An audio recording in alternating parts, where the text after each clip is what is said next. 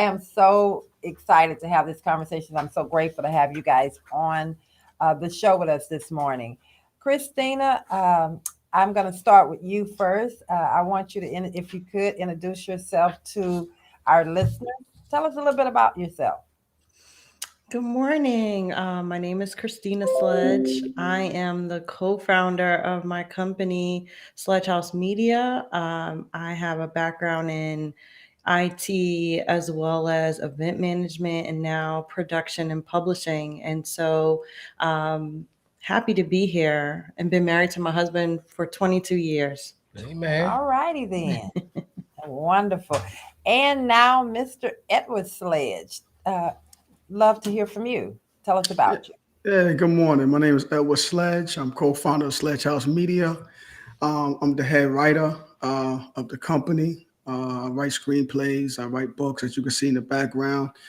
I have a BA in history. I have an MS in social science, so I'm a historian, social scientist. I love hearing people's stories. I like to talk to people, so I get ideas, and I think everyone's unique with their story. So I just like talking to people. Okay. All right. All right. Well, we always ask for you guys to share 5 words that describe you. And what you guys did is you sent 5 words that describe you as a couple. And it says power couple, dynamic, leaders, resilient, and creative. If one of you all or both of y'all can tell me why you guys chose those words.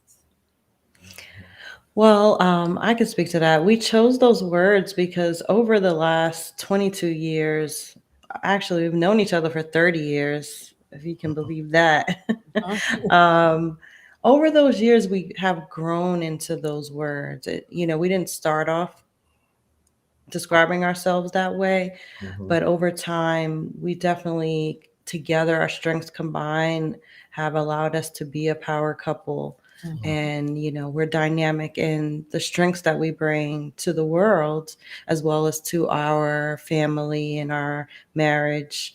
And then also, this creativity that we were able to just spawn over the last couple of years to create books and stories that really embodies who we are now as well. Okay. I love the fact that you guys put your words together as a couple, which speaks unity.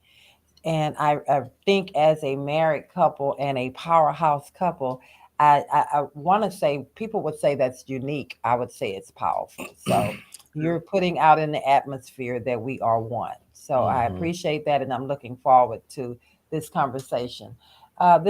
Sitting next to me is my wonderful husband of 40. How many years? How many years we've been together? I'm not telling you anymore.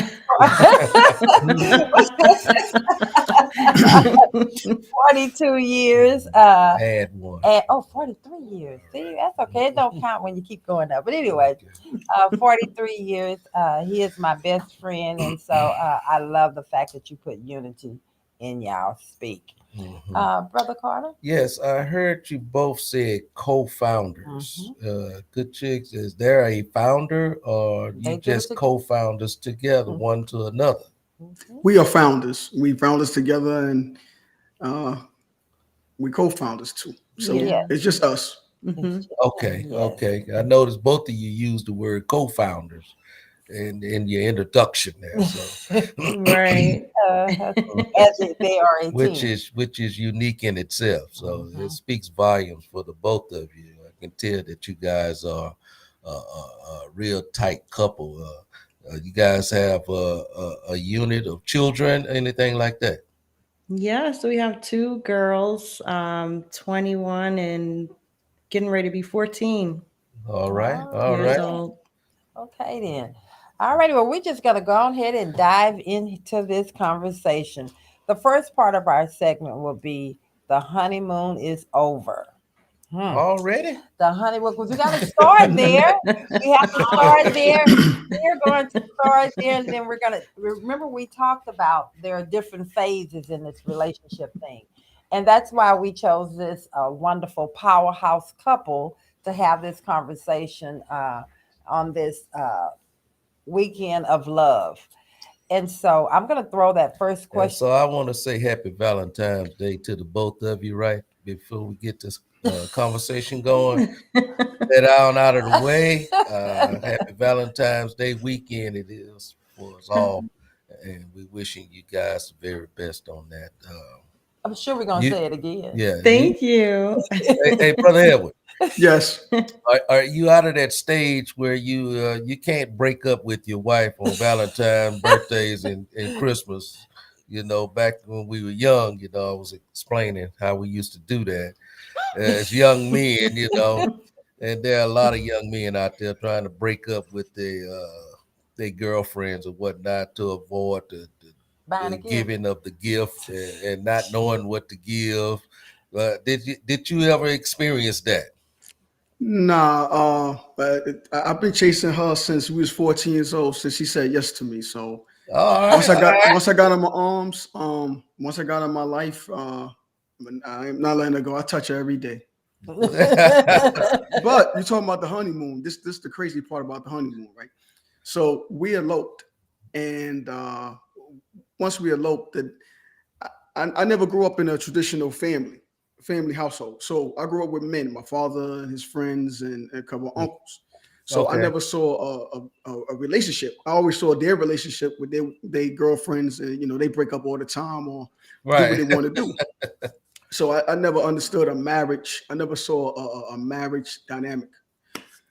So we get married. I'm happy. I'm excited. So the next day, talking about the honeymoon, the next day, we in the supermarket. Now, everyone I saw growing up in my household always gave the women in their life like affection.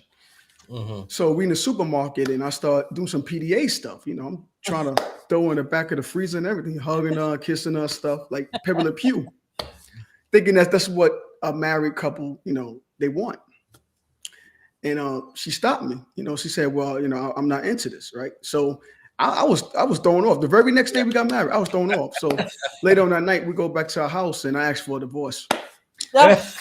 And Are you serious? the very next night, Mhm. that same night, and You I'm like, did. "Look, I can't live like this. I need I'm a guy that need PDA." And Day one. and Public displays of affection. yeah, and Yeah. she said, "No, I'm not giving you a divorce." So we've been 22 years strong ever since. Oh, Yeah, but wow. That's a beautiful story. Oh man. He was. So you learned to live without the PDA? I just do it indoors now. I just do it indoors now. But yeah, like you talking about the honeymoon. That next day, we never had a honeymoon until after we had our 15th anniversary, which we had a formal wedding at that time. That's when we had a Wow. honeymoon, but we was Talk. already settled in, and no one's leaving anyone else. So So so this is before the honeymoon over. It was over literally the next The day. next day. the the next day, next day. I tell you. Okay, well, wow. I'm just gonna dive in here. Now Go that's ahead. something. What does the title of this episode, "Love is Victory," make you think about? Wow. Just said it. Anyway, I'm no, but I want to ask Yeah. that. Yeah. It actually, yeah, it makes me think of love conquering all, and for us, we've been through so many ups and downs, various challenges. Like Eddie was just saying, when we first got married that day, we had 50 cents. That's all we had, yeah. 50 cents. Wow. So we just, meager means, humble means. And so we knew that our love could allow us to conquer anything, be victorious over anything, even that. And so that was, again, was the very first day. So we were able to, come together as a couple and say, no matter what happens, whatever obstacle comes our way, we're going to conquer it. Wow. Wow. And Wow. we're not afraid to support each other, even through our whole marriage. So if I gotta take the back seat and support her, 100%. She takes the back seat, support me, 100%. That's what we do. All right. Wow. Wow. Brother All Carl. right. That's some enduring That's power there. enduring. They said 50 cents, Mhm. but you Yeah. guys knew this was the one. I'm gonna marry this person. I'm gonna have their back. Mhm. What you didn't know is she said you can have my back, just don't be doing all that affection out in public. And you had to then say, if that makes you comfortable, I'm gonna be here with you. I like that. I like that. You got a question for him, Brother Carter? No, No, go I ahead, got it. continue. Okay. Talk about the moment you decided that your partner was the one. Let's talk. Either one of you guys can take that. All right, so like I said, we met each other in high school, right? Mm. So this is how it unravels, right? So the first 2 weeks of our freshman year, we from two different neighborhoods from Brooklyn, New York. We Okay. don't know each other, anything like that. So I was actually trying to go out with someone that she knew, a friend of hers. Well, a girl that she just met, and I was following this girl and went into the lunchroom, and she was in the lunchroom, and I saw her, and but I didn't pay her any mind because I'm focusing on this other girl. Come to find out, the other girl never liked me, but I'm still chasing her. So one day when the girl doesn't come to school, me and a friend of mine walked Christina and her friend to the train station. Like we normally walk the other girl, but the other girl she never told me. So Christina friend come up to me and say, "Hey, Christina like you. Would you want to go out with her?" And I'm like, "Well, why she don't ask me herself?" And she said, "Well, she's shy." And I'm like, "Shy? Like, who's shy these days? These are the '90s." So I looked at her and she was just beautiful, and I said, "Okay, yeah, tell your friend I'll go out with her." And that ever since that moment, I said, "Yes, I've been chasing her," and I knew she was the one. So I knew she was the one, even though we broke up and we lived our lives. I knew she was the one the very next day after I Mhm. said, "Yeah, yeah." Wow. It seems like I'm the very next day kind of guy. Yeah. Yeah. You divorced the very next day. You love the The very very next next. day. And all right, Christina, you tell me, what's your thought on that? The interesting thing was that young lady, she didn't like Eddie. And so I asked her, I said, "Hey, what did you think if I asked him out instead?" And she said, "Yeah, go for it." And I think for me, I was really just attracted to him. He had a very magnetizing personality. He was just a really nice smile. But I really knew he was the one about 8 years later when I was going through a rough relationship and I got on my knees. I prayed to God to just send me the right man that Mhm. was supposed to be in my life. And I tell you, I get off my knees. My mom calls me and tells me Eddie was in the army. He was visiting New York for Christmas break. And my mom says, "Eddie's here for Christmas break." I go to New York. I see him there. Within 3 days, he proposes to me, Wow. and we got engaged. And Wow. that was God answering my prayer, and that's when I knew he was the one. Wow. Wow. Yep. Wow. Now And you that's guys were what age at this time? 21 and 20, 22. yeah, Mhm. 20. We got married Mm-hmm. 21, 22. Yeah, we once I proposed to her, we was trying to set a date to be married in the future, but we got married 2 months after that, less than two Oh, months. mm, Yeah. that's great. no, So it's needless to ask if you guys have yeah. kids outside of one another. I do. I have a daughter. Previously before we got married. Oh, Yes. okay. Okay. That you have Mm-hmm. a bonus baby. Okay. Yes. Yes. So Okay. you have one together and one that you had I think prior to, two or it's together. We two have two together and one prior. okay. Mm-hmm. So when we say we've been through a lot of stuff as a married couple, except for infidelity, yeah, we've been she's been a stepmother, Mhm. jobless. We've been through it all. So Yeah. Sound like my story. Yes. Our story, Our should I say? story. Yeah. Yes. I tell you. Okay. Okay. Y'all didn't answer that question. Well, look at the board woman over here. So, what you want to ask us this question? Okay, I'll let Hmm. Brother Carter take it first. Well, you the host. Okay. Well, Look. I'll ask the question then. What's Okay. the question? When did both of y'all know the moment that your partner was the one? Who wants to take that since we're sharing stories? I knew when I was in the 10th grade, I believe. Oh, Yeah. okay. And Yeah. I knew and spoke it. He was walking down. I'm not going to the long gist of the story, but he was when I was not thinking about dating a boy or anything like that or anyone. But he was walking down the hallway. I was in the sixth grade. He was in the eighth grade. I was walking with my best friend, and I'd never seen him before. He passed me by, and I told my best friend he was going to be my husband one day. And Aw. literally, Yeah. that And here happened. we are, And here we are. That happened. So, 43 years later. yep, Wow. he is my husband. And I'm not going to tell y'all what my best friend said. Well, I'm going to tell you. She said, him? I said, yeah, When she say that, I was a kid with bad acne at the him. time, and my classmates named me Scales. Oh, Aw. Yeah. Like fish scales. Off my face. So kids were cruel back then. Yeah. I was really Aw. trying not to laugh at that. Yes, That's yes. tough. Yeah, but That's we mean. didn't wear those feelings Like like they do. kids do today. Mhm. This is back in the 70s. We So, embraced it we now. just embraced the nickname and kept on moving.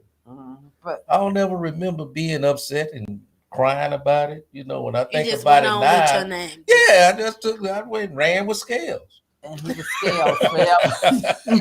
But literally, that is honest to God how I knew he was the one.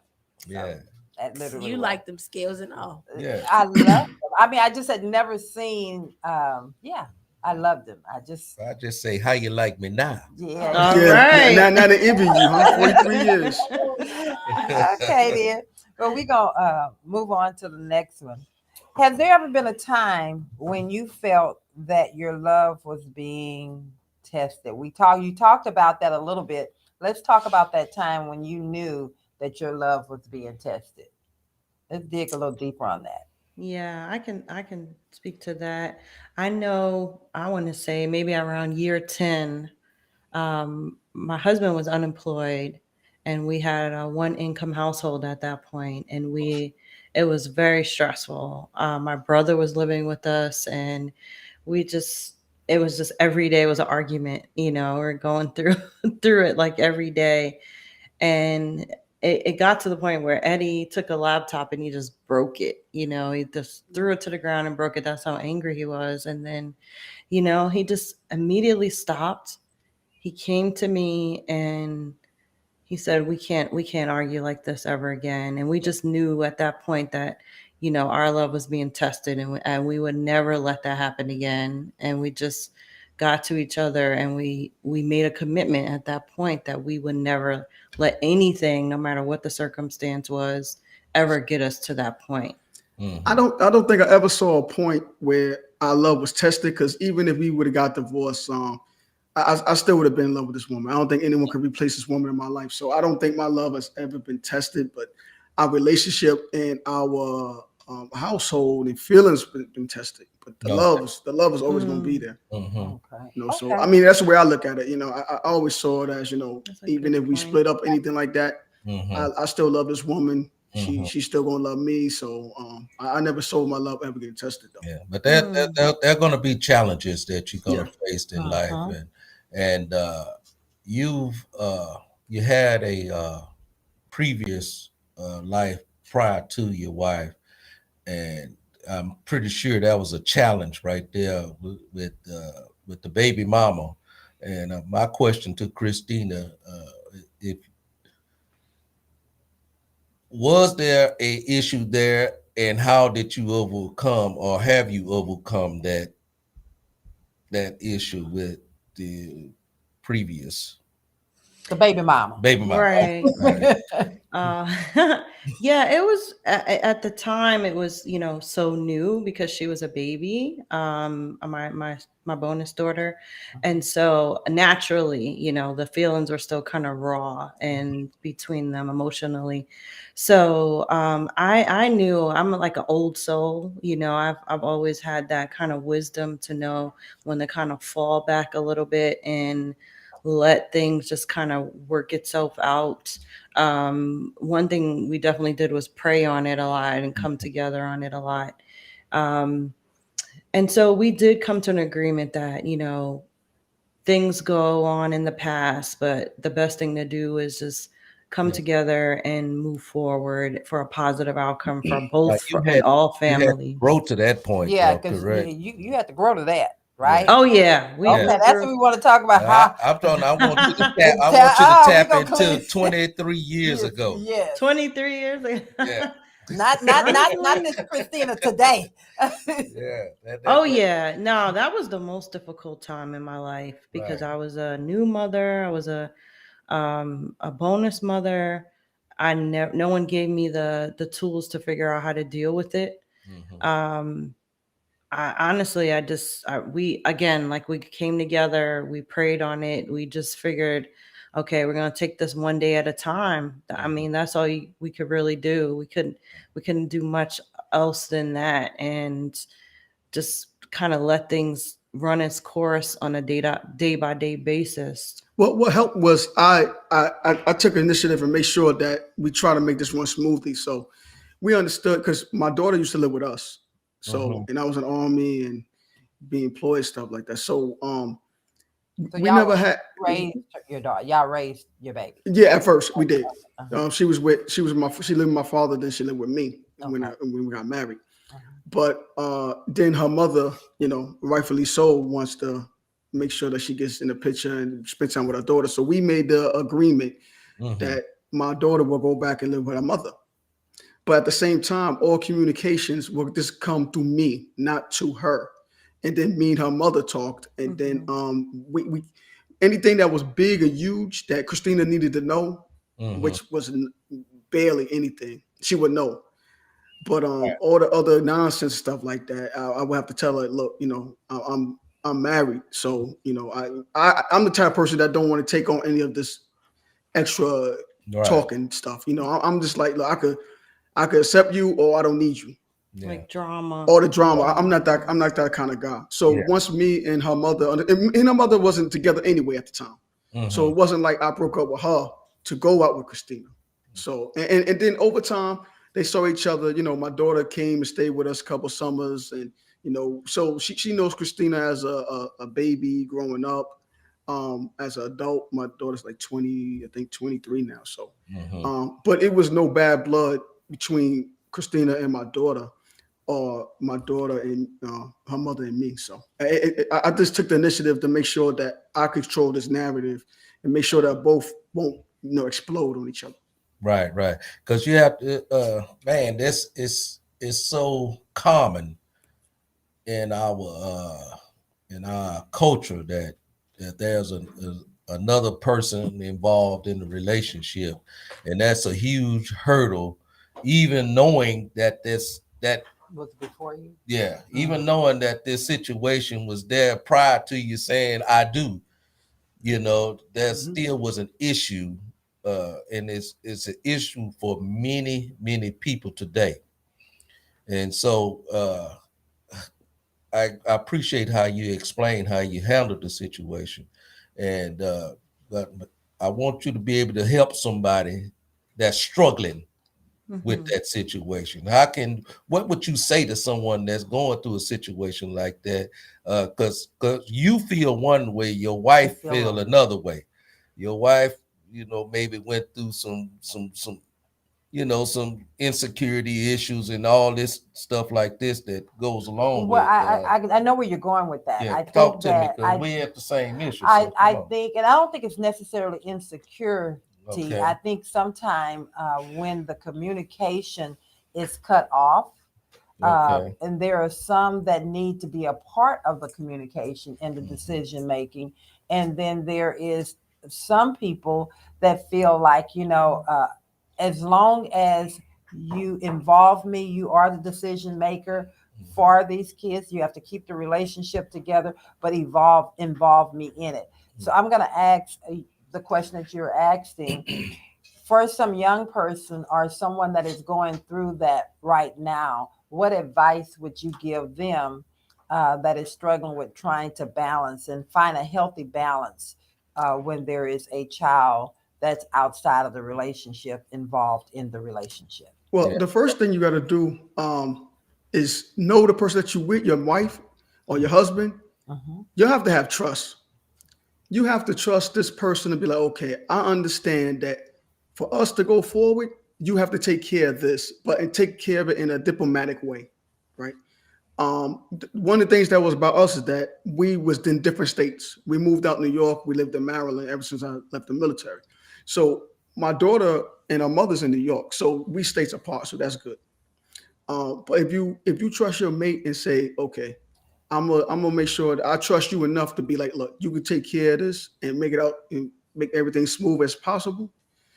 Um, that's the big key. Because if you don't trust your loved one to take care of that, then it could go right. It could go different situations. It could go crazy and Want to be drama. Yeah, it could be drama, and which you can't control anymore. Right. So trust is the big key. If you trust your loved one to take care of it and still keep you in the know, then you're good.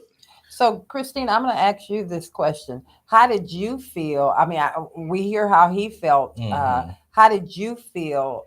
See, we heard the logical explanation. Now, give us the emotional side of that explanation. Look at Lauren. See, this was our story last week, our conversation last week, that we women are a little more emotional. We are, but how did you feel about that? Honestly, it was a challenge. I think because, I've always been a very driven person, and I've always planned out my life, and so I wasn't equipped, to be honest, for what it took emotionally to deal with the situation. So I was not doing well with it in the very beginning, and when it was so new, like 2 years in. I went to counseling. I actually had therapy and learned that it's okay to have those emotions. It's okay to have those feelings because you're brand new to something. You don't know what you don't know, right? So that was what I decided to do, was just get some help from that perspective and help me deal with those emotions and figure out how to deal with it, because I'd never had anyone to tell me the right way to deal with it, So yeah, over time it was a challenge, just to figure out what my role was, and how to kind of navigate everything and yeah, I think that was the biggest part, just from an emotional perspective. We were speaking with some couples yesterday, and something came to me yesterday, and I said, our biggest hurdle in relationships is our past, is our history, and trying to navigate and trying to get past, because your past always seemed to creep up on you some kind of way. The past is always right there, kind of lurking until you deal with it, because it's not going away. Right. Yeah. And so, how do you guys, not let the past affect your present? I mean, that's the question. Yeah. Good question. Yeah. You know what? I think a big part of what we do is we focus a lot on what we're grateful for and right now and what we have accomplished. And so we usually don't look back. I think for us, we were always looking forward to what the next thing is and what the future holds for us. So that's always been that's good. Really how we even managed our marriage from the beginning. Also, we don't sweep anything under the rug. You sweep under the rug, you're gonna trip over it. Now, that was a mouthful. What you say? We're gonna deal with this. Yeah, we got to deal with it. And even though it's not going away, if we keep sweeping under the rug, it's gonna get bigger, and we're gonna be in trouble. So from day one, even though I was a military family, and we was military family, or her family and my family and our children, we knew that we can't change the past, but we got to focus on ourselves and the future. The past we just deal with, but as long as you deal with it at that moment, it's never gonna go away. But if you continue to deal with it and understand that you learned from it, and you could build from it, then you can move forward. But if you keep sweeping under the rug like you don't see it, you're gonna trip over it, and then you could really hurt yourself. You could really hurt your relationship if you don't keep sweeping on the rug. It could be years before you dig on that stuff built under the rug for years, and it'd be too late. So Yeah. you gotta tackle it as soon as possible. It's not going anywhere, but at least Yeah. not building a mountain under the carpet. Oh, man, that's good. That's good. That was deep there, but that's the truth, though. Mhm. A lot of times, and it's healthy to hear you guys say that. A lot of times, what people are would do, they're avoiders. Some people are avoiders, and it's Mhm. because I don't want to get into the argument. I don't want to have this tension, Mhm. or I don't want to mess up. My mind is set. We're going to do this. Right. So you're exactly right. You got to deal with it. Get in front of She talking about me now because I was one of those avoiders. I Yes. didn't want to Yes. deal with the all the backlash that come with my past, with my history, Mhm. and I always wanted to focus on what was before us, Mhm. and but that history was continuously There. be there. And like you said, trying to sweep it under the rug, it became a mountain that we eventually had to trip over. Now we have to Yep. deal with it. Mhm. But the Mhm. good news is that we have become overcomers Yes. Mhm. of that mountain that built under the rug, and we was able to smoothen it out. And I think it take a lot of growing up That's Mhm. to exactly. get past that area in life, because Well, I think for me, and since we're having this candid conversation, and you guys jump in anytime, I think for me, one of the things that was so helpful and gave me my security, my husband always said divorce was not an option. We were not going to divorce, which Mhm. mean in turn what I heard, even though we had our issues, Mhm. he was going to be there for me. Mhm. So I had security, Mhm. which was my security blanket, that I don't care how bad it got. Mhm. I don't care how dark it got. I don't care how rough it got. He was going to be there. Mhm. So I didn't have to, even though there were times, and I'm not going to lie, there were times I want a divorce. I'm out of here. Mhm. I'm not, he never said those words. I did. Mhm. But I said it not really wanting it, Mhm. but I said it as that was that fear, Mhm. and of having to navigate through this thing called relationships. And Mhm. so if Yeah. I'm going to ask you, Christina, did Mhm. you ever have a time in your relationship, and speaking woman to woman, that you Mhm. felt like, I just, outside of being a one income, one income family, we've been in that situation, he's been in that situation. Was there anything that made you say secretly, I can't do Mhm. this no more?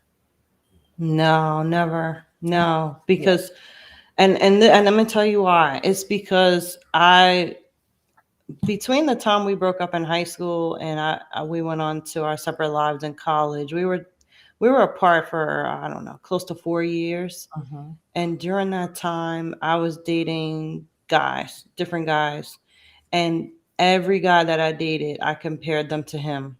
Mm. And that's when I knew I was like, yeah, this once we got together and we decided to get married, that thought never crossed my mind that he wasn't the man I was supposed to be with and that we would ever get a divorce. Like, I'm not, that's not an option. Mm. The only way we're leaving this relationship is to death do us part. Yes. Wow, Mm-hmm. Oh, that's good. very good. Yeah. It appears to me that Edward, you have retained, should I say, that missing rib that was taken from Adam back in the Garden of Eve. You got your rib back. That rib that was taken and You made know, home. two things. It's a beautiful. It is a wonderful, beautiful thing when two people know that there's love, like they love each other, like it's just Mhm. love. Yeah. You That's right. know, it's another beautiful thing when a woman knows that this man loves her. Like I always look at this woman like, no matter what we go through, like I love this woman.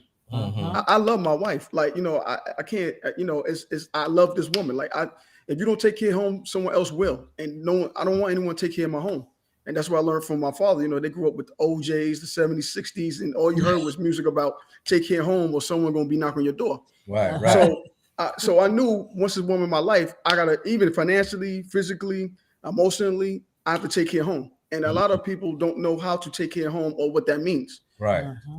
But and like anything in life, a couple cannot stand together if one of the people in that relationship don't embrace themselves. If you can't embrace yourself that you messed up in the past and you can accept that, and you personally can't accept that you have to move on, then how can you expect your loved one to move on with you? So you have to embrace your past. Before this episode, you're talking about the Biden administration with the crack pipes. Mm-hmm. I grew up seeing crack pipes in my home. Mm-hmm. I'm touching them, moving them out the way in the sink and stuff like that, because my Right. house was people in my house doing drugs. But it took me years to accept. That's why I wrote the book, Christina wrote the book, and I talked about that. It took me years to embrace it, and it's okay that I could speak about it. And that releases you to be like, okay, it's like therapy when you release it, you talk about it, because it's like, okay, I'm not ashamed anymore of this, Yeah. And people read the book and come to me like, wow, I didn't know it lived like that. And people live worse than I did, Right. But the thing is, I came to myself to be like, and I understood myself a long time ago, but really with the book, it's like, wow, like I really embraced myself, and I could tell you on to all your viewers, Mm-hmm. it doesn't matter. So if a person not secure with themselves and embrace Right. themselves, they pass and be like they could get over the hump themselves, Right. then you can't expect anyone else in your relationship to help you get over the hump. Wow. Wow. Well, I want you to hold that thought right there, embracing the past. And then Crystal is over here putting these cards up for me. We have to pay some bills, and we'll be right back. Welcome back. Welcome back to the Love and Victory Show with Val. All right, then we are going to jump right back in it. Brother Carter, you had a question we were talking about offline that you wanted to add. Well, first, where is Eddie? I don't see Eddie. I'm right here. There they go. There they go. We had a little delay on our end. All There right. we Yeah. go. Okay. Hey, Eddie. Here you mentioned the military. What branch were you? U.S. Army, Army. And where did you serve? Georgia. I was down at Fort Stewart, Georgia. The whole time? The whole 3 years. Yep, I was there Oh. 3.5 years. Yeah. Yeah. Thank you for your service. Yeah. I'm also Army. I was at 101st Airborne. Okay. Yes. And Thank you for your service. I wanted to get my wings, but she wouldn't let me. Come on home. She wouldn't let. She said, "Come on, it's wouldn't let time me. to come home, huh?" Come on home. Yeah. And we just got married too, so she's like, "Nah, I'm gonna need you. I don't need you to fly planes and something happens." Okay, so you got married when you was in the military. Yes. Military. Okay. Hey, so growing up, first let me say this: on the Love and Victory show, with Val, we speak to a broad range audience, and they have a lot of people that we're speaking to have going through many issues that we faced as young people, and that's why we try to have guests on the show that have gone through some things and where people may be right now, and they brought themselves out of that situation to a better place. And we want to give hope to those that are in where we were as a young person, to give them hope, to let them know that, yes, you can also overcome these hurdles that in life that you guys are faced with today. Because many are faced with, like I heard you mention, you grew up in a household, like myself. I didn't grow up in a household with crack pipes or nothing like that, but I was crack headed with all this here myself. I didn't grow up seeing that as a young lad. It's just something that I chose to do when I became an adult after my military days. And so as growing up, watching this in the household, that had to be just a huge hurdle all in itself, trying to overcome not being a crack addict, not becoming, not becoming a victim of the victim of the same of your thing. present. Most of us we grow up being what we see. Yes. Yeah. So you grew up seeing this. How did that? Tell us a little bit about that first and foremost, and then tell us how you can't. I'm pretty sure that's something you still have to work on, even at this day. Yes. Well, go ahead. I was fortunate. My father was way older than my mother. My mother died when I was my real mother died when I was 6 months old. Oh, So, oh man. and he was 20 years older than my mother, Mm-hmm. and she was married to another man. So, that's a whole different dynamic again. Yeah, you had a whole lot of stuff you had to overcome. Yeah, yeah, yeah, yeah. It's crazy because we, for instance, we started writing this book when I was in grad school, and I had a family relationship class, and I had a partner, and we had to share at least 50 pages of each other's lives. So Mhm. she had to learn about my life, and I had to learn about her life, and her life was crazy. And but when she learned about my life, she was like, "Nah, this is not right. This is crazy." And I never saw it like that. I always saw it as this is life. It was So normal. Yeah. it was normal. So I go to the bathroom, and we had family members that lived with us for a while because my father would help people. My father was a Rolling Stone. He was out there, but he learned the streets when he was younger. So when I was fortunate to have my father growing up, my father, he was already an older man. He Mm-hmm. saw it all. He been through it all. So he taught me the do's and don'ts, like how to love a woman, who should I love, what to look out for. Sometimes I listened, sometimes I didn't. Mm-hmm. But with him, he wasn't afraid to put his hands on you. I mean, he wasn't abusive, but like Marvin Gaye, I brought you in, I take you out. So I Right. knew that. But this scene, the drugs, like the needles, the drugs, the bags in my bathroom, for some reason, I think he mentally taught me, you don't go this route. Mm-hmm. This is, I guess, because I looked up to him, and it's crazy because I think people saw him as a father figure, even though he's an alcoholic, but he wasn't a drunk, anything like that. Mm-hmm. But he Yeah. cared for you. He fed you before he gave you liquor. Mm-hmm. He educated people. No matter how old you were, and people loved him.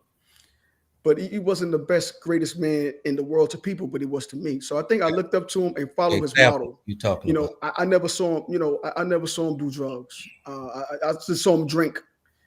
I saw how he cared for people when he wanted to care for people. Mm-hmm. So I think I saw him as some kind of like a role model So who was to the do, one not to do, and doing what to do. the drugs in the home? Was it? It Oh wasn't your father. no, it was people. This was the '80s. This is when crack first hit. The area. I know people was doing, I guess, doing coke, but Mm-hmm. anyone that lived with me, like my cousins, Okay. and cause they was in their 20s and their 30s. Yeah. I'm a young boy. Mm-hmm. These are my step family that my Okay. father married into. So my cousins already old enough to Do. Yeah. live with us, and they got caught in that era. Okay. Okay. Yeah. Okay. Mm-hmm. And would you say that having that experience of being exposed to all of that impacted your relationship, Christina? Your husband being exposed to all of that. Would you say that those behaviors impacted your relationship in any way? No. I mean, you mean the trauma that he went through with Yes. that The with trauma. that? Yes. Uh huh. Yeah, the good thing about Eddie that I learned from him is resiliency, Mm-hmm. because right now he's not telling you everything that he's been through, Mm-hmm. but his mother, his biological mother, committed suicide when he was 6 months old. So that's the first thing. He dealt with his stepmother. She had cancer, and terminal cancer. He dealt with that at 13 years old. um, they had a fire in their house when he was, what, 12, 13 years old, around that time. So he went through a tremendous amount of trauma even before he met me at 14. Mm-hmm. But what I learned from him through that, and that's what, I'm so inspired by him, is his resiliency. Mm-hmm. Like, through all of that, like you said, Brother Carter, he definitely could have went a different way, Yes. Yes. especially being exposed to all of that Mm-hmm. drug use. He chose the opposite. He just said, you know what? He's always had like a very optimistic demeanor about life.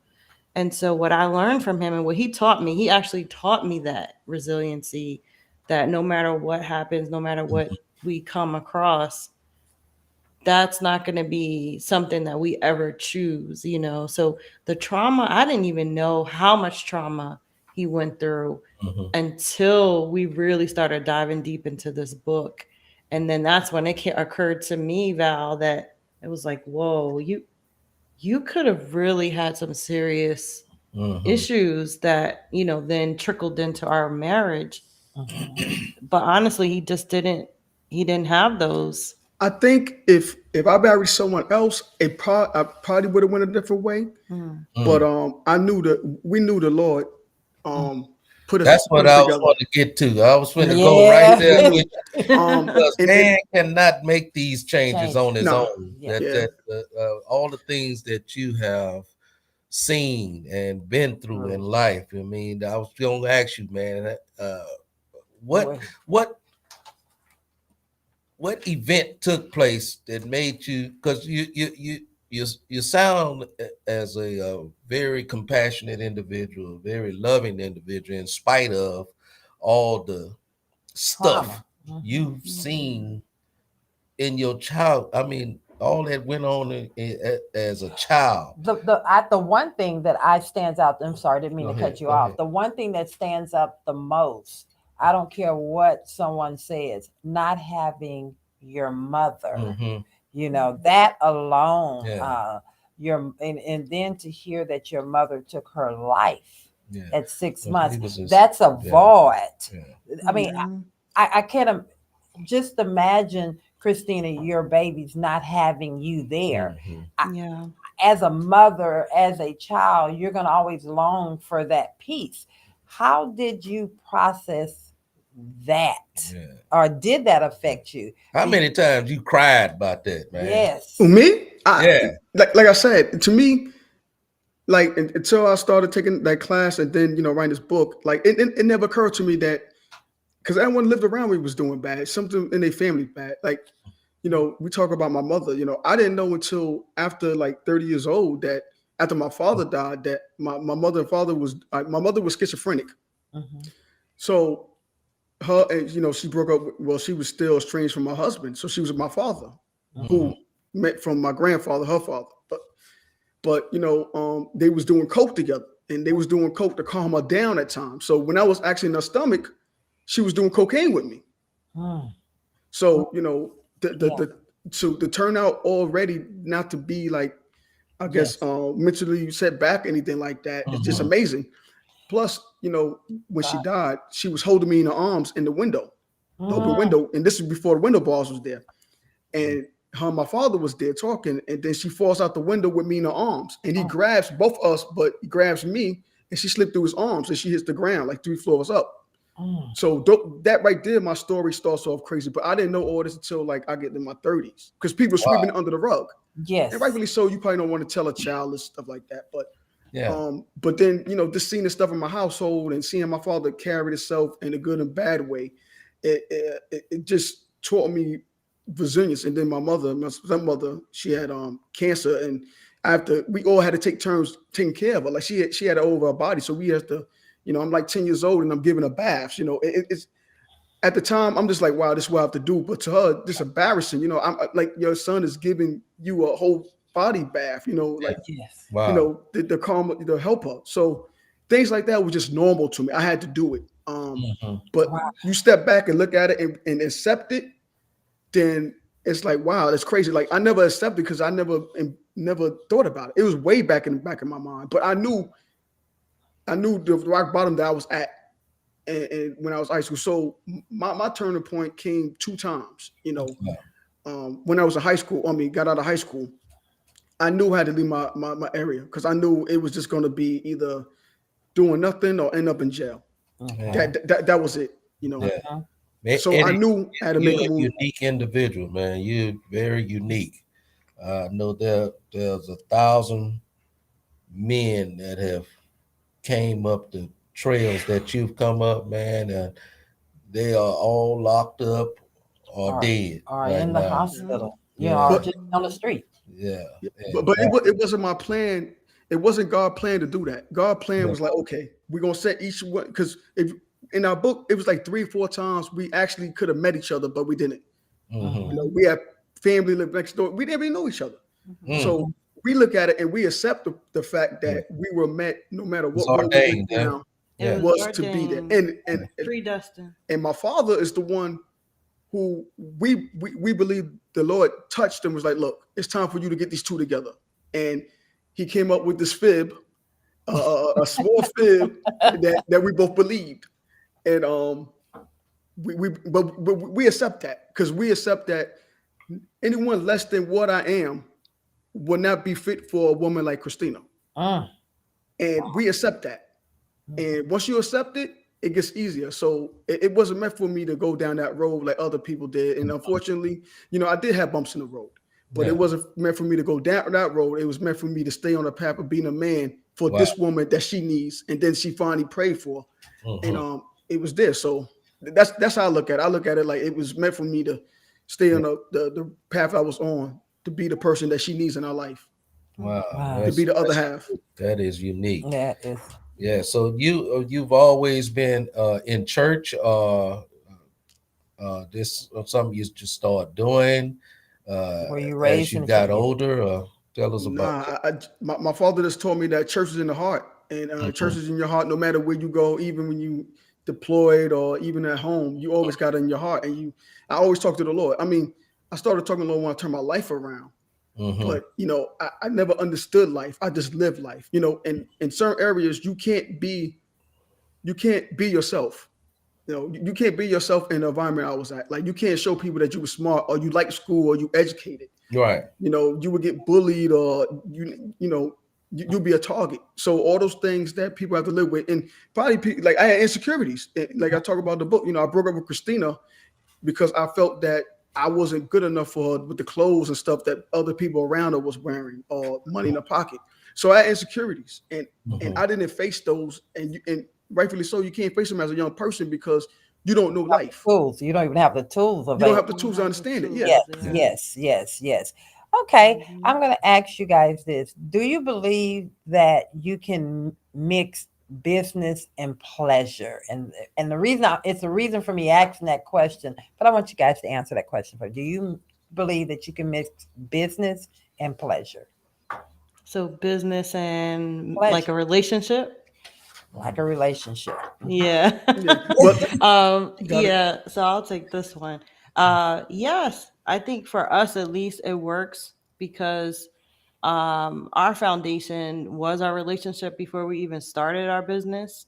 And that was what allowed us to really be successful in what we're doing together, because we learned each other in our marriage during our relationship. And without that, we wouldn't be able to figure out how to navigate being in business together.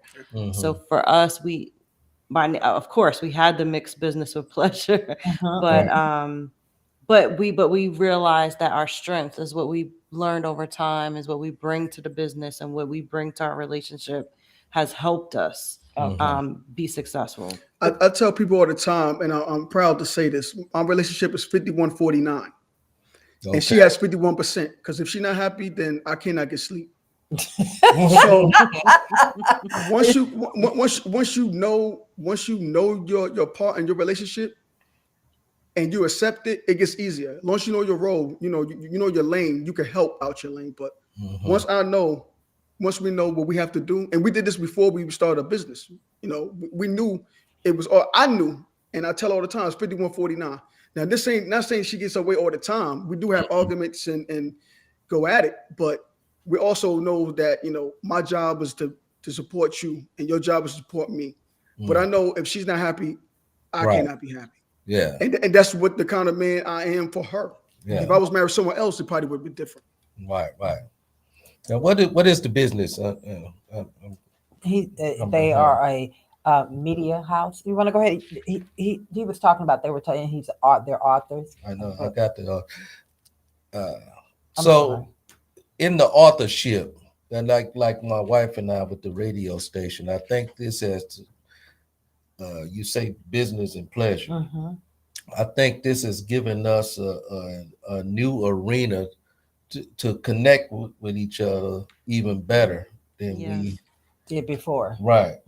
Great. And being on radio, being able to talk, and we speak more on radio. So in business, I think what it does is that the radio station, God takes you down a path and you don't understand why he takes you there. Matter of fact, when I said to my husband, get on the radio, he was like, what? I said, you want to be my co-host? And it really has been a blessing and a journey because we've grown even closer to one another. Uh, Getting up, and it's a commitment. Getting up Mm-hmm. every morning and being somewhere for 7 a.m. on time for a year, that has been a huge commitment. And Yeah. we've had a multitude of great people like yourself that come on and you can have a candid conversation being honest. That doesn't just help others, it also helps you. And I guess the reason I asked that question, can you mix business with pleasure? I think about it this way: if you can't have a honest conversation and you're talking about being in business, it's not going to work in the first place. Mm-hmm. So, and it definitely won't be any pleasure. So, the reason I when I think of that question, I have another business that I've had. I walked away from corporate 19 years ago, and that's my business. But I think I enjoy this business the most, and you definitely can mix it because the pleasure and us communicating has just been wonderful, and it's something that we both can enjoy together. And Mm-hmm. it's even though we've been together 43 years, we still have to learn each other, should I say? Yes, You it's know, all every Mm-hmm. day you're yeah. learning. Yeah. Mhm. And so I'm sure being able to write the books, being authors, and writing books together, you're finding out things like Christina said. She was finding out some things about you that she just, wow, you went through all of this. I'm pretty sure that made you want to love him even the more. Yes. Yeah. Yes, indeed. Yeah. Yeah. Yeah. It was eye-opening. I knew some of it, but when I was reading it is when it hit me like, wow, this man is even more remarkable than I knew, Mm-hmm. and for that special reason that I knew that he was the one. I even know more now. But we also learn, I think, with us for our business, we learn what our strengths are and where we are good and where we're not good. We Mhm. make each other better. So Eddie is, he's all about the writing. He's like he does maybe like 95% of the writing, and I do the execution, the business, the marketing, social media, everything else that's involved. And so we learned what our lanes are and what we're good at. And then we learned where we intersect and where we need to come together to figure out how we do this together. Like there's certain things like what we're doing here today with you both Yeah. is we have to do this part together. This is where we come together and we combine and we're synergized. So all of that I think helps us have the pleasure, like you said, Val, Yes. and what we're doing because this part I didn't even know how creative he was until we started writing these books. Yeah. Mhm. That was even all. I'm so inspired by that and just in awe that wow, how can you come up with all these great stories? Yeah. So We when we do it, there's parts where she goes, "This is great," and then parts where she said, "We got to tweak this," and there's parts like she goes, "I got to throw this out the window." Yeah. And some of those parts are like, "No, I want to keep it in house." So we have to, as a partnership, we have to come together. Like, no, let's tweak it. Let's make it do this. So, Well, I but think I'm sorry. Go ahead. now we do learn something from each other starting this business, and we like it and we accept it. I think one of the things that, and this is for our listeners here, I think one of the reasons why I asked the question and then took it that way, because there are couples out there or mates out there that are may not necessarily be going into business, or maybe they are in business, and there is a lot of uh, pushing and tugging along the way, and they can't figure out how to make that thing work out. And the key, I believe, is that 4951, understanding and staying in the lane and the gift that you have and supporting that other one on their side. It's not about I'm the boss. Hmm. You know, right. I think that's the biggest struggle in anything that's even in a relationship. And we're talking about love. We're talking Mhm. about what's the topic of this show? Let's what we talking about today? Victory. Victory. Getting that victory is understanding the strengths and balancing out each other so that you can get the victory. And I think a lot of times we spend so much time trying to win and get our position and have our point being heard, we missed out on that. And Um, it's patience too. A lot of people want microwave lives. People mhm, don't have patience. I guess because where I'm from, I had to have patience to do what I have to do to move forward. So my father told me that you gotta have patience. If the store closed at 10 o'clock, you're gonna have to wait till 8 o'clock to buy the bread. So mhm, you gotta have patience to wait till 8 o'clock to open to get the bread. So you gotta have patience.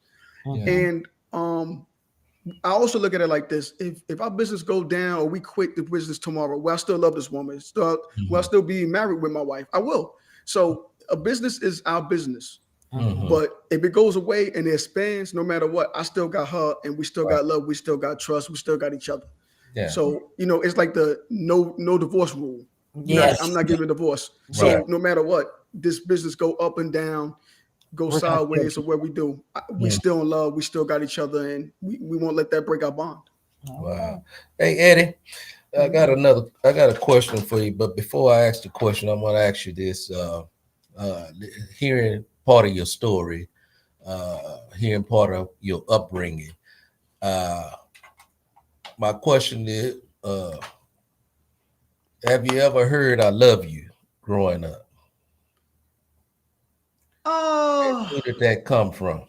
um, I think I heard it from my father. Probably told me that when I was a teenager, probably like once or 'Cause he twice. sounded But like he was a pretty stern kind of guy. And, most men back in that day, they didn't really Express. express love. yeah, but you know what? I was the youngest out of his 12 kids. I'm the only one that I know. I don't know my siblings, but Hmm. he made not only he said it to me. He embraced me. He wasn't a hard man where he wasn't caring or something like that. But he know how to discipline me. He know to embrace me.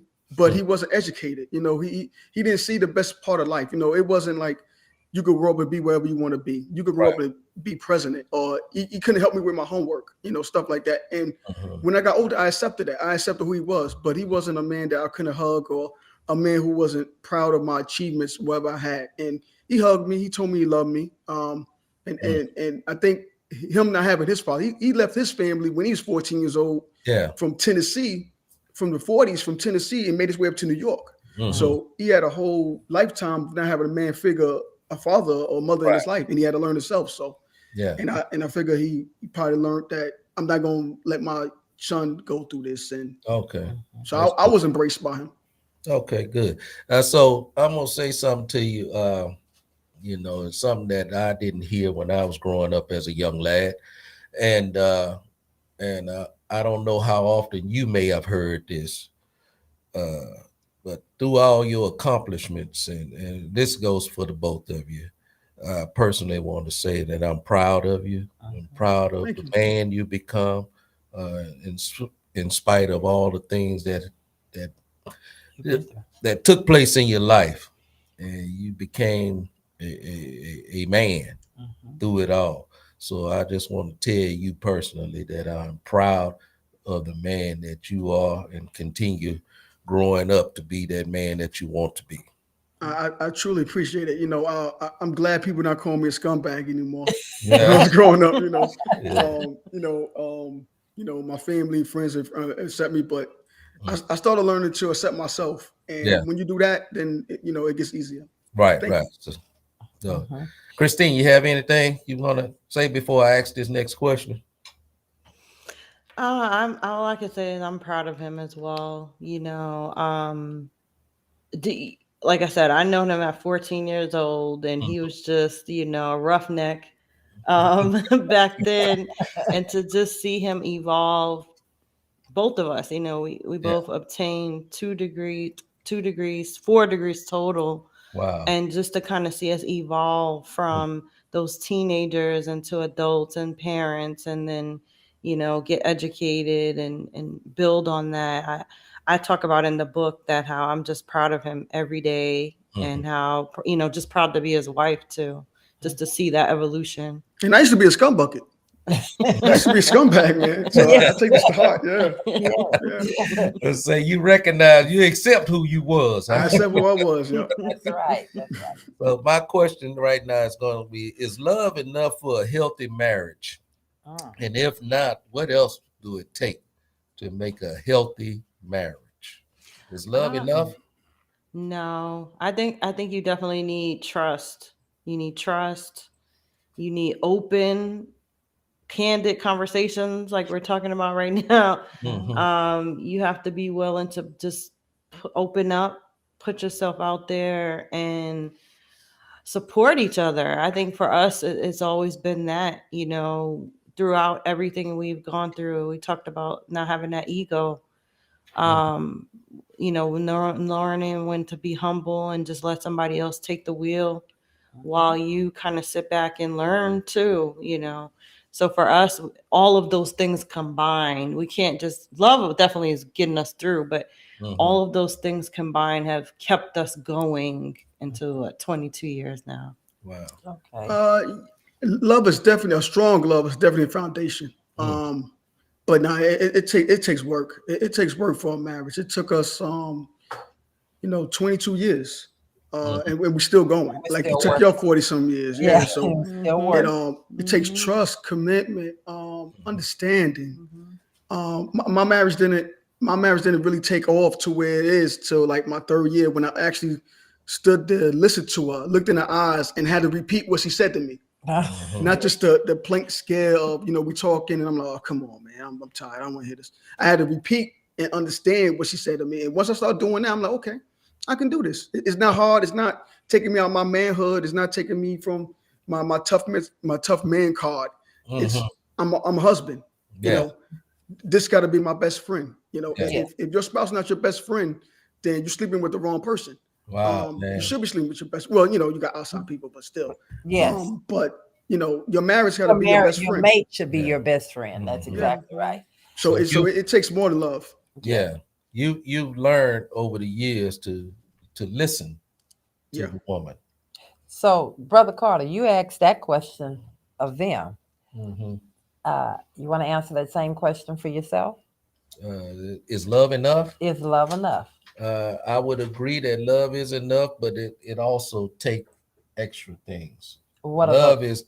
Love is like Eddie said, is the foundation, is the key, the, the glue Mm-hmm. that puts you together. Without love, you can't have trust. Without Okay. love, you can't have communication. Without love, you can't understand one another. So I think love is the key, but it take all the other essentials To make it to work. make it a healthy relationship. I was Mhm. reading the scripture this morning from First Corinthians. Unless you're Donald Trump, you say 1 Corinthians, but Yeah. but First Corinthians chapter 13, the love chapter. And it explains a lot of what it takes, Yeah. should I say, to build a healthy relationship. And so I like Oh, to base my love on some of the foundations that are found in okay. chapter Uh, 13. All right. Back over here. Okay, gotcha. Gotcha. The reason I asked you that Mm-hmm. question is because, being full transparency, Mm-hmm. um, we had the love, Mm-hmm. but we still went through a lot of things in our relationship. And So, still are and today. still today. Yeah. So, with that being said, Mm-hmm. I just really wanted to find out what else does it take, being to help Yeah. someone else out. What else did it take to keep us together that can probably help someone else? That's Okay. There's a key word I'm missing. uh-huh. Okay. So you're gonna have to go on I'm and gonna tell. go and give it Yeah. to you. Go and get this key word that you're seeking here. Okay, that key word is what we had to do, and I'm gonna give credit to this question to Miss Crystal because she asked this question. But the key word for me, and I think in our relationship, was we fought for each other. When Okay. things got really, really bad, we fought for each other and we still fight to the day. So Okay. putting that fight in. And yes, it takes a little more. So Yeah. I was looking for that. Okay. Okay. I know you were seeking something, Yes, but yes. Miss Crystal, I know you have a question that you want to throw in. We always ask that. We always allow her to come and throw a question at us and to our guests from their perspective. What would you like to ask them right now? So my question, and it's probably one of those it's gonna probably start a conversation later Okay. between y'all. Mhm. But that's not my, Yeah. don't shoot the messenger. Okay. Um, what's one thing now, looking at your marriage now from especially both perspectives, as far as time wise, looking back, what's one thing that you think that you've learned that you know that you weren't prepared for or prepped for before getting married? Who is that question going to go to? Both. Oh. It's for both. So we'll let you guys go first. help me understand the question. if Okay. you- What's one thing you learned That in you your know marriage now. that you learn now that you wasn't prepped or prepared for before When you we got Before married? we got to this point, Mhm. okay. Mm. All right. Okay. We're going to allow Jump in you there. guys to take that first, Ledges, and then we'll jump in over here afterwards. I think the biggest initially that we definitely weren't prepared for is um, what it takes to have a healthy disagreement and not Mm. not regret your words later. Mm. um, I can speak for myself. I wasn't 100% prepared for what that involved and how to handle that, especially when Eddie, when we first got married, he definitely had more of a temper than I did. And so I wasn't prepared for how to handle that. I was very introverted. So I couldn't really, I wasn't ready to deal with confrontation yet. And so I just didn't know what to do with that at Yeah. first. But Okay. then I had to learn how to kind of like stand up for myself in a way that I was able to vocalize how I felt. And it Mm. was okay to do that without feeling like I was being combative, you Yes. know? Mhm. So Okay. That's a good one. All right. And same question to you. Um, I mean, like I said, I didn't see dynamics of a marriage growing up, but I think what I learned was, like I said before, understanding that I could be a man and a husband at the same time. As men, especially young men, we think that, like I said, communication. We just and out there. Me and Christina, we perfectly for each other because we different. She got to examine the wall. I'm just gonna kick it down. You know, not knowing what's on the other side of that wall. Mhm.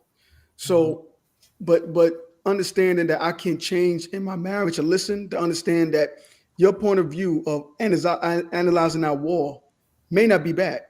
Mhm. Mhm. I may not agree with what you do, but understanding that I have to listen to you, Mhm. so you can warn me that behind that wall is another wall or some dogs or the ceiling Something. gonna fall down, something. But you Mhm. analyzed it, and it's Yes. okay that I could under Hear you. communicate with you, that I can Mhm. understand your side. I don't have to dismiss you and be like, no, we're going through this war. I can sit there and listen to you and understand where you're coming from.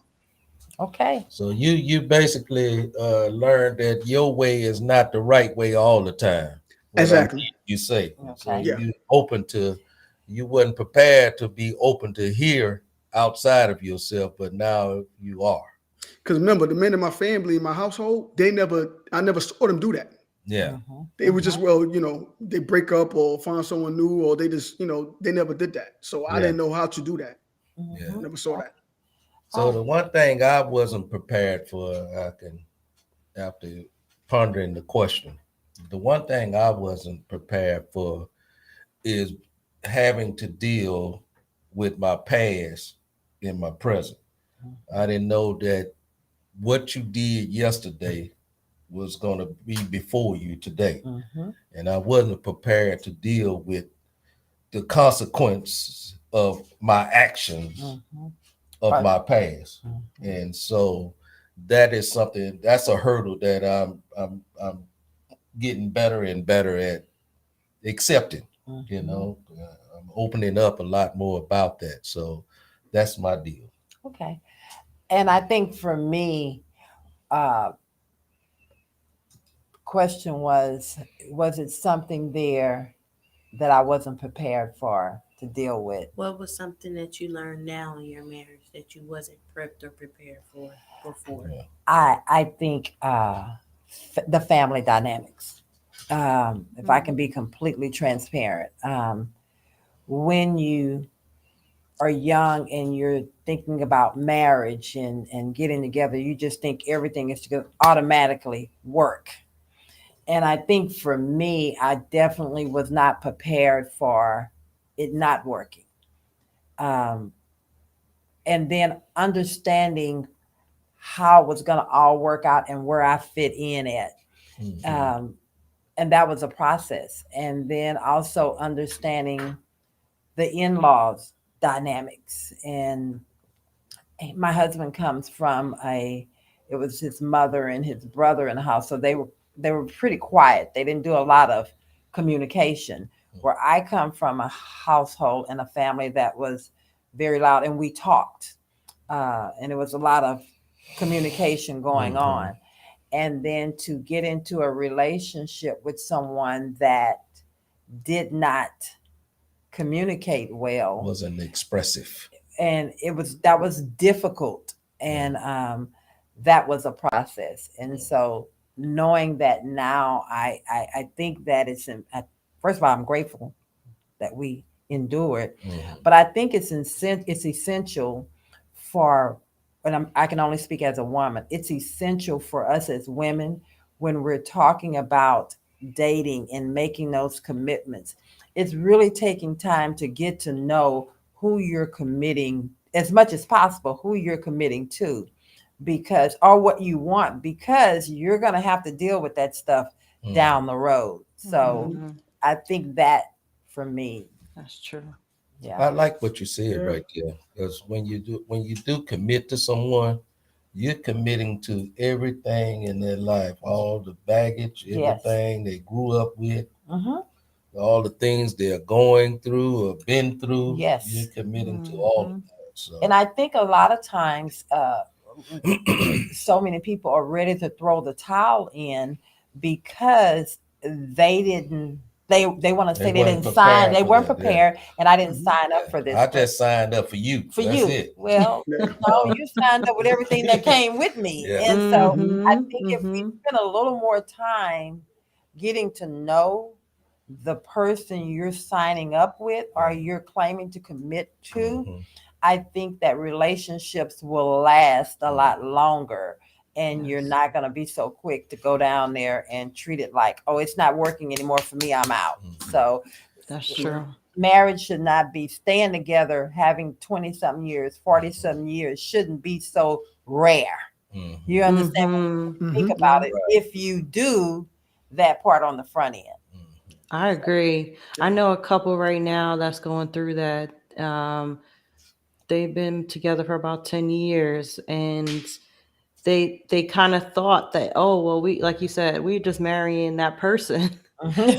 But Mm-hmm. you're marrying their family, you're marrying everything Yeah, that they bring to the table. yes, Yeah. And you can't just erase those things that were already in their lives, right, and that's who makes them who they are, if you think Right. about it, a yes. lot Yeah. of times. So they're struggling with that right now. So yeah, that's a real thing. It's important to be, I think, understanding of the fact that, don't have those misconceptions that, Yeah. it's just you and I. Right. And and maybe some people that is the case, where they don't have any family or friends or baggage or whatever, but Yeah. that's Well, rare. Let me that's be honest with you. that's not the Let's just case. go and be real. Everybody had some That's- baggage, whether it's to the stuff that yeah, they went through Good, bad, individually. or indifferent. yeah, You really need to, and I think that what people tend to do is we rush into this thing called love because we want this fairy tale and we want to have someone with us because that's the way it's supposed to be. but we really haven't gotten to know this person that we're claiming to be in love with. Maybe we're in love with the fact of being in love versus in love with who that person is. And if you are, be ready to do the work. So That's the work.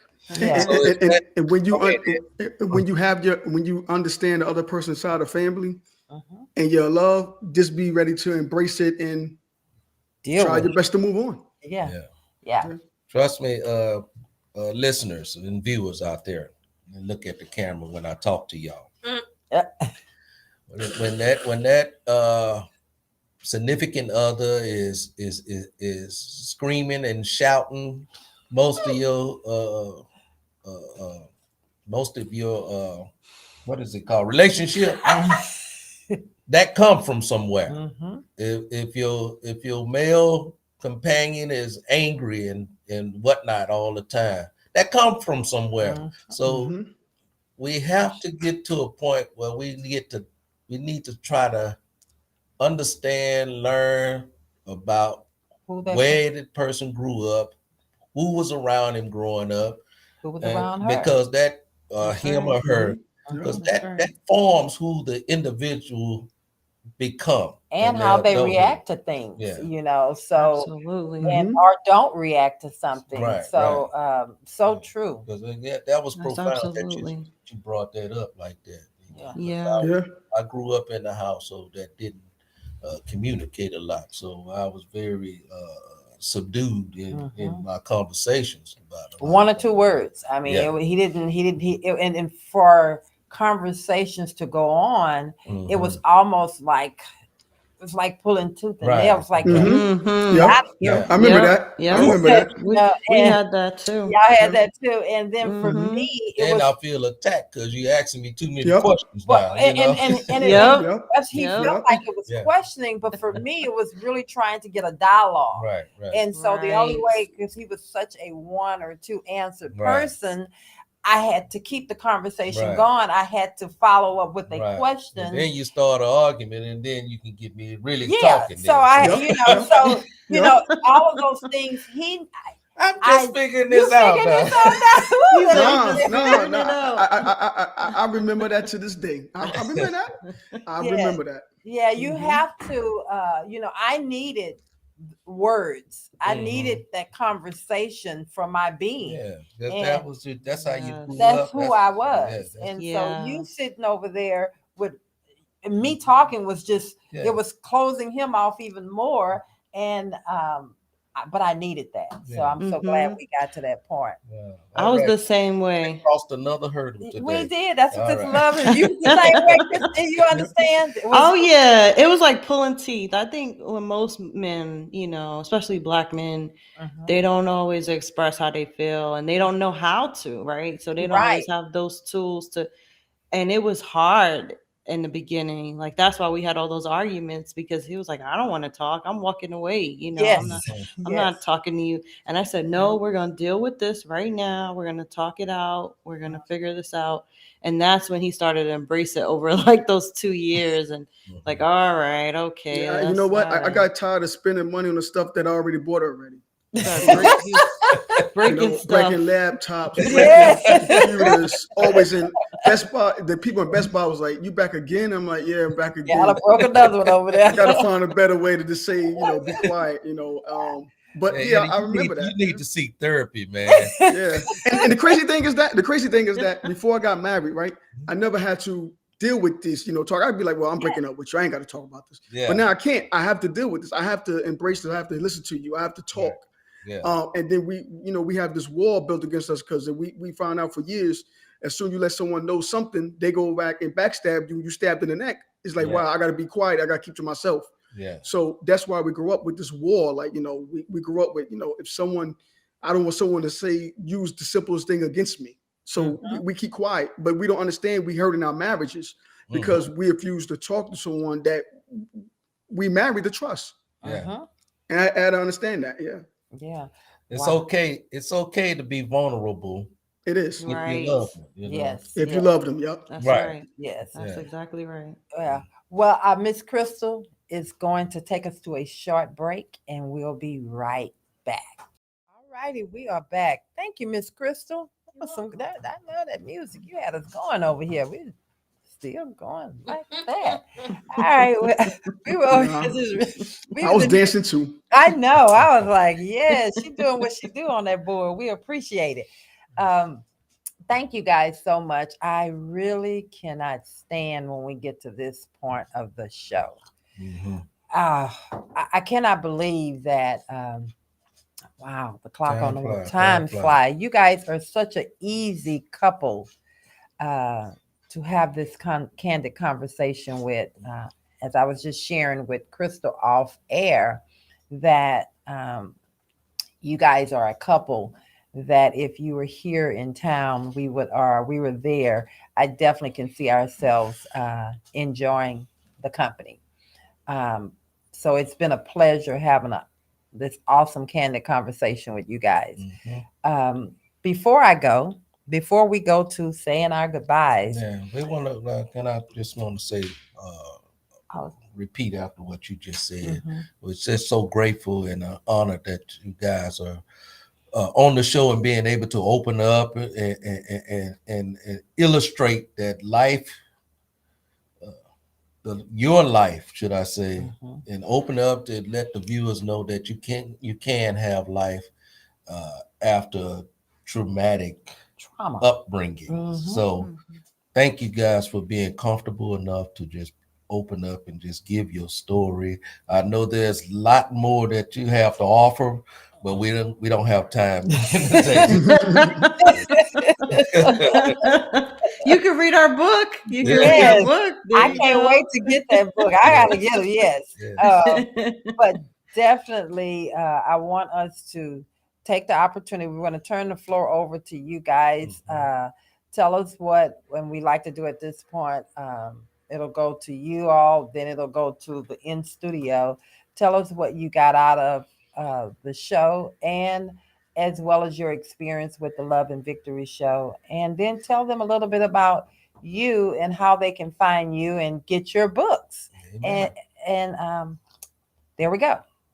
Well, let me start off first. That way she could end it for us. But what I got out the show, I love, like I said before, I love talking to people, love understanding people backgrounds and stuff. So I just told her every time we talk on a couple shows, it's like we don't learn more about each other, but we discover something that we did back in the past that just like, wow, we did that. It was good or bad, but it's a experience that we just remember. Like Mhm. when you're talking about, me shun, you shun her down and not getting any words. We remember that. Mhm. Yeah. And we don't talk about that every show because other shows have different segments or different questions. But every Mhm. time we do a show, we understand that this is why we're here for each other, why we love each other. Right, right. Like I said, the route that I took was meant for me to be the man that she needed in her life. And I haven't said that in 8 shows, so it always remind me, and she smiles. So the love and victory is what we learned, that we still have that love and victory. All Mhm. right then. Awesome. All Yeah, that's righty. right. Yeah, I can agree with that. I think I enjoyed having this conversation with both of you, especially from learning about your experiences being married and, the challenges that you come across. I think we learn from each other. Mhm. And that's what I got from this is understanding that love and victory is different for each person, for different for each marriage. And you learn something different from each one. So I appreciated this conversation very much. So I thank you for that opportunity. And then how you can reach us, you can reach us at sledgehousemedia.com. That's our website. You can reach us on Instagram at sledgehousemedia, Twitter, Facebook, and our book. So for those of you watching, and if you can hear us too, Sledge House Media, our book is The Story of Christina and I. And this is about our love story. It's about the challenges we separately overcome. And then when we actually got together, how we dealt with those. And so you can see the cover is two roses that Yes. have just kind of bust through that concrete. Mhm. It keeps So shattering everything else behind it. yeah, Yeah. so that's what this is. And you can get this on Amazon, Barnes and Noble, Books a Million, just about everywhere books are sold, Walmart. Wow. Right. And then we have an essay. It's called Our Marriage. If you just want something light, something quick, Our Marriage and Essays on Amazon. And this just gives you like anecdotes on what we talked about today, those various issues and experiences that we encountered and how we dealt with it. So give you a little inspiration. Okay. Well said, Christine. Well said. Very well.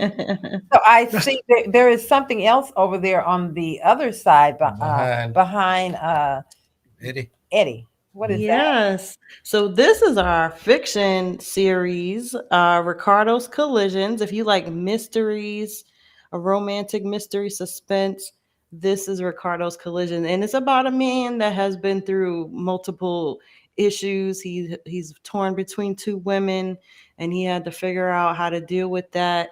And then the rest of the story is showing how that relationship impacts other people. Mm. So this is a good one. It's also available everywhere books are sold, Amazon, Barnes and Noble, and our website, And part sledgehousemedia.com. 2 is coming out of April. So Yes. Oh wow. Is that yeah. based on any reality there? Well, all my characters is based on like 8 people put in one. Stuff Mhm. like Ricardo could be my father.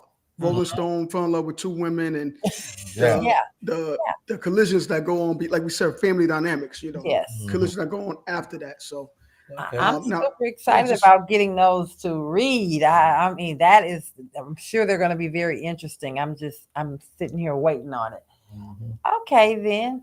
And now to Miss Crystal, as always. This was definitely a good candid conversation. Makes the single people like myself feel good about love and in the future. I'm not looking for it right now, though. That's out of the question. So hearing our stories, does that make you want to get married or Oh, want not to at stay all. single? I'm gonna stay. I'm not. It doesn't even make me. The wedding bells don't even ring Oh, really? in my ear when I hear the stories. It's just like, oh, so much love in the air. I just live for it, but it's still cut it. You don't help. DJ Scratch. Just Wrap not it ready up. yet. Just not ready yet. I'm okay with being the single rich auntie for as long as I live. Okay. All right. So, but other than that, though, I definitely do appreciate Mr. and Mrs. Sledge for definitely coming in and giving us a good candid conversation.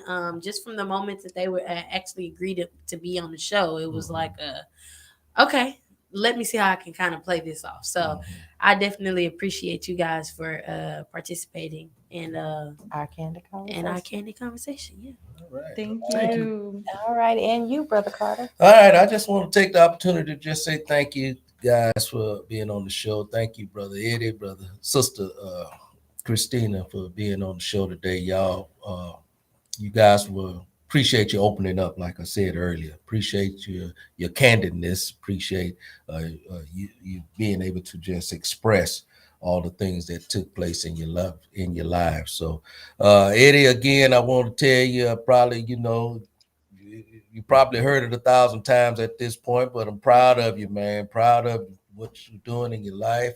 I just pray that you guys continue manifesting yourselves as though you are doing. thank you. Thank you. And as always, I am your host, Val. I am so Really? I am so grateful to sit in the seat next to you, Brother Carter.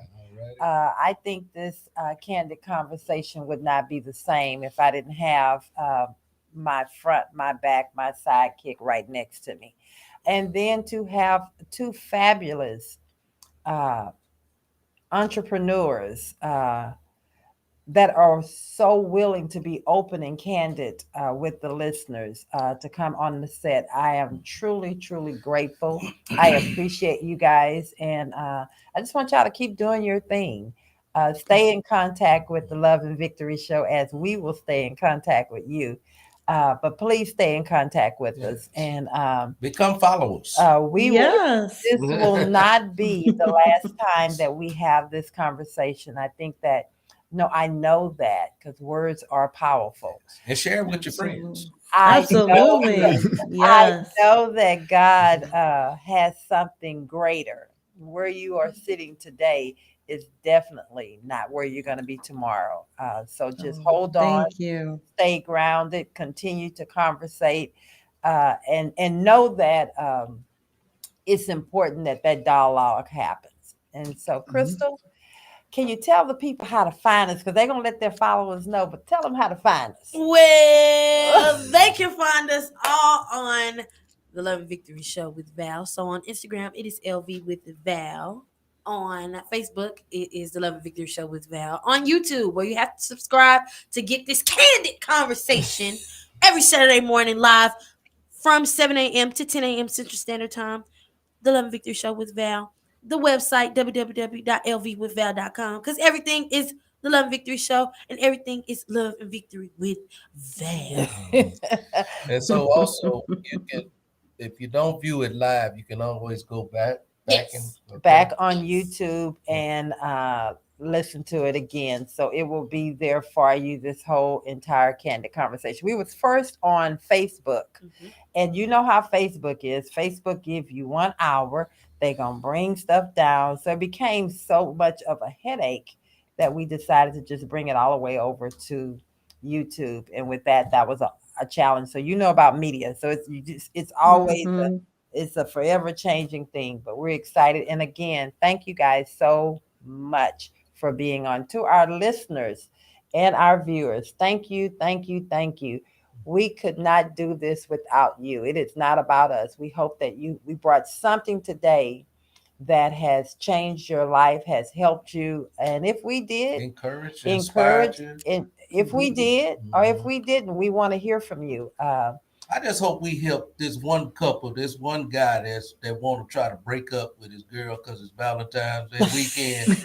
I just hope we can help that one person. Stay in it, huh? Yeah, stay in there and embrace the love. Remember, at the end of the day, love is victory. Is that the name of the show today? There it Love is. is All Love right. is Love is victory. victory. Well, we thank you guys. Until next time. Bye bye.